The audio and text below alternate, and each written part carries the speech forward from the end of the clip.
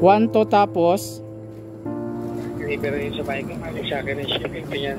ang shipping fee mo, ang shipping fee po ano po?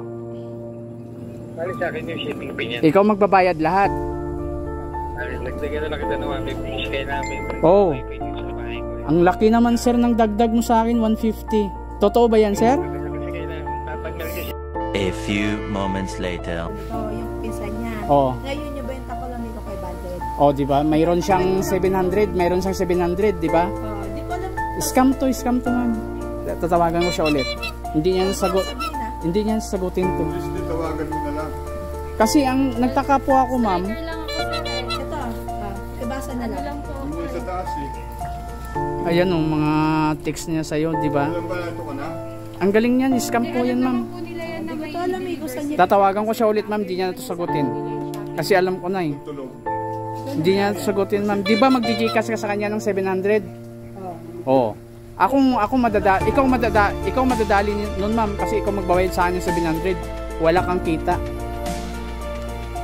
Di ba? Babayaran mo ako 700, 500 sa'yo. Magkabuno ko pa sa akin 200. Ganun style niya, huwag niya. Hello, sir. Hello, sir. Hello. Hello po, saglit lang, sir. Saglit lang. Saglit lang po, sir, kasi parang choppy po. Wala po bang signal? Saglit lang po, sir, saglit lang, sir. Bakit? Magkano abonohan ko dito, sir?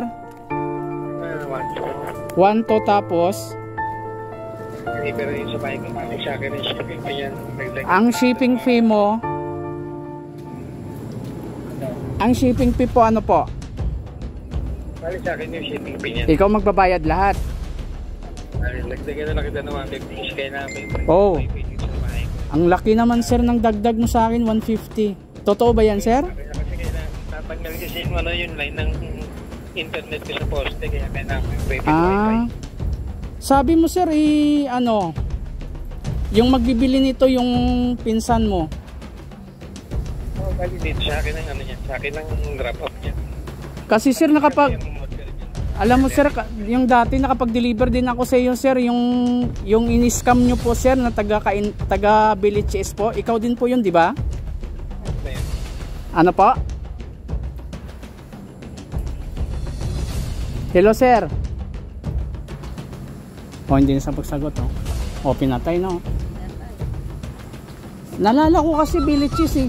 Siya din to dati na gano'n na nasa 2,000. Lala mo pinaano niya. Alam niya hindi na to sagot, ma'am. Kasi po ikaw madadali nun, ma'am. Di ba 700 i-GCash mo sa kanya? Wala yan, huwag mo hindi na ganyan. Marami talagang Scammer yan, ma'am. JNT nga dati, dami ng scammer.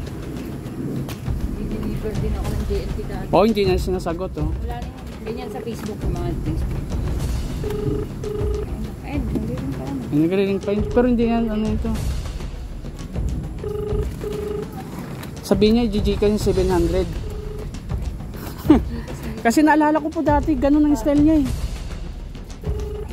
Buwang yata kausap ang rider na yan. Tapos wala yan. Huwag mo yun, ma'am. Siya naman yung nagbukod.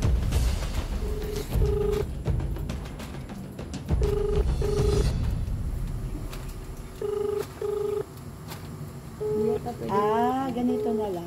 Ipapa-payment ko sa kanya to. Try mo sa kanya, i-GCash niya po. Payment sa'yo lahat. Kita mo ma'am, hindi na sinasagot Kasi bakit po ang laki ng tipo, nagtaka dati na, naalala ko din po dati, yung pinikapang ko sa Villages, ganito din yung style niya. Kinancel niya po ma'am, tingnan mo. Magbubuk ulit po yan.